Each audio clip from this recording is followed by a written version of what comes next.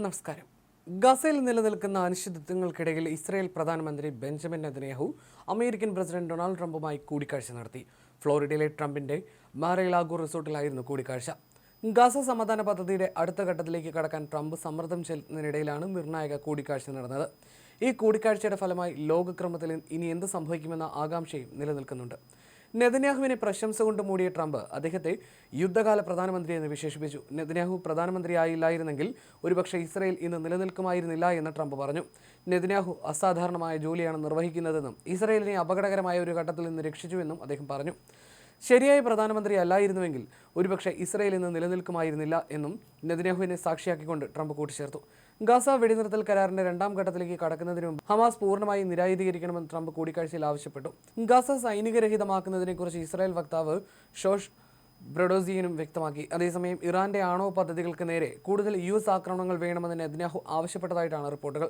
Iran middle ഈസ്റ്റിന് മാത്രമല്ല അമേരിക്കയ്ക്കും ഭീഷണിയാണെന്നും അദ്ദേഹം ചൂണ്ടിക്കാട്ടി. അതേസമയം 1000 താഴ്വെക്കില്ലെന്ന് ഹമാസിന്റെ സായുധ വിഭാഗമായ ഇസ്ദീൻ അൽ ഖസാം ബ്രിഗേഡ് ആവർത്തിച്ചു. ഇസ്രായേൽ അധിനിവേശം തുടരുന്നിടത്തോളം കാലം പ്രതിരോധം തുടരുമെന്ന് വീഡിയോ സന്ദേശത്തിലൂടെ അറിയിച്ചു. തങ്ങളുടെ വക്താവായിരുന്ന അബു ഉബൈദ ഓഗസ്റ്റ് 30 ഇസ്രായേൽ വ്യോമാക്രമണത്തിൽ കൊല്ലപ്പെട്ടതായി ഇവർ സ്ഥിരീകരിച്ചു കഴിഞ്ഞു. ഈ വർഷം 5ാം തവണയാണ് ട്രംപും നെതന്യാഹുവും അമേരിക്കയിൽ കൂടിക്കാഴ്ച നടത്തുന്നത്. ആക്രമിച്ചാൽ US-നും ഇസ്രായേലിനും ശക്തമായി തിരിച്ചടി നൽകുമെന്ന് ഇറാൻ പ്രസിഡന്റ് മസൂദ് പെസഷ്കിയാൻ കഴിഞ്ഞ ദിവസം വ്യക്തമാക്കിയിരുന്നു. ട്രംപ് നെതന്യാഹു കൂടിക്കാഴ്ചയിൽ ഇറാനെ വീണ്ടും ആക്രമിക്കാനുള്ള കാര്യം ചർച്ചയാകുമെന്ന അഭ്യൂഹങ്ങൾ ഉയർന്നിരുന്ന പശ്ചാത്തലത്തിലായിരുന്നു പ്രതികരണം. അമേരിക്ക, ഇസ്രായേൽ, യൂറോപ്പ് എന്നിവരുമായി ഇറാൻ പൂർണ്ണ യുദ്ധത്തിലാണ്.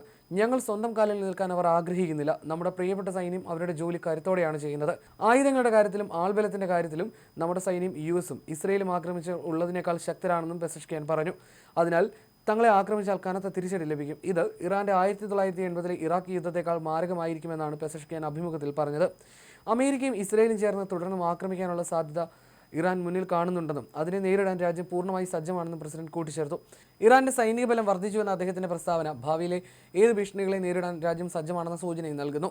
രാജ്യത്ത് ലിംഗപരമോ മതപരമോ വംശപരമോ വിശ്വാസപരമായ ഒരു വിവേചനം നിലവിലില്ലെന്നും പെസഷ്കിയാൻ ഊന്നി പറഞ്ഞു.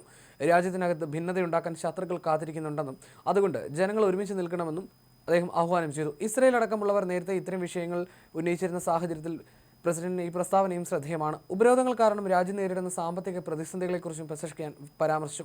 ബാരലിന് $75 വിറ്റിരുന്ന എണ്ണ ഇപ്പോൾ $50 വിൽക്കുന്നതെന്ന് അദ്ദേഹം ചൂണ്ടിക്കാട്ടി. എന്നിരുന്നാലും പുതുവർഷത്തിൽ $2.5 ബില്യൺ സബ്സിഡിയായി നൽകുമെന്നും പ്രസിഡന്റ് പ്രഖ്യാപിച്ചു. US-ഉം ഇസ്രായേലും ഇറാനും തമ്മിൽ സംഘർഷം നടന്ന 6 മാസത്തിനൊടുവിലാണ് പുതിയ സംഭവ വികാസങ്ങൾ.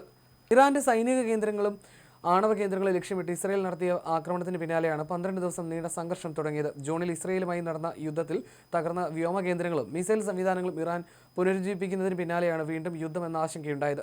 ഇറാൻ തങ്ങളുടെ ബാലിസ്റ്റിക് മിസൈൽ പദ്ധതി വികസിപ്പിക്കുന്നതിൽ ഇസ്രായേൽ ഉദ്യോഗസ്ഥർക്ക് ആശങ്കയുണ്ട്. ഇക്കാര്യം ട്രംപിനെ അറിയിക്കുകയും ഇറാനെ ആക്രമിക്കാൻ തയ്യാറാവുകയാണ് ഇസ്രായേൽ ലക്ഷ്യമിടുന്നത്. ഇറാൻ ബാലിസ്റ്റിക് മിസൈൽ പദ്ധതികൾ വ്യാപിപ്പിക്കുകയാണ്. ഈ ഭീഷണിക്കെതിരെ എടുക്കേണ്ട നടപടിയെപ്പറ്റി US പ്രസിഡന്റ് ഡൊണാൾഡ് ട്രംപുമായി ഇസ്രായേൽ പ്രധാനമന്ത്രി ബെഞ്ചമിൻ നെതന്യാഹു സംസാരിക്കുമെന്നും റിപ്പോർട്ടുകളുണ്ടായിരുന്നു.